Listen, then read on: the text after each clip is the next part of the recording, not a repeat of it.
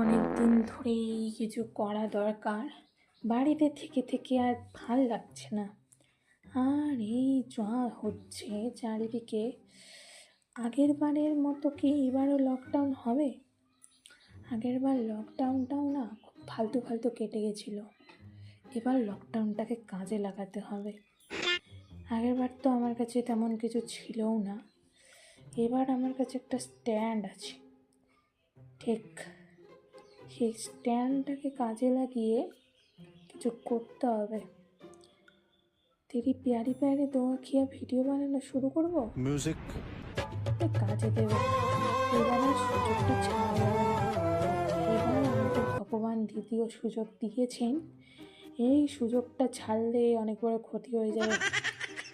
না, এবার পেয়ারি পেয়ারি দোয়া খেয়া করে ভাইরাল হতেই হবে। এটাই এখন একমাত্র উপায়।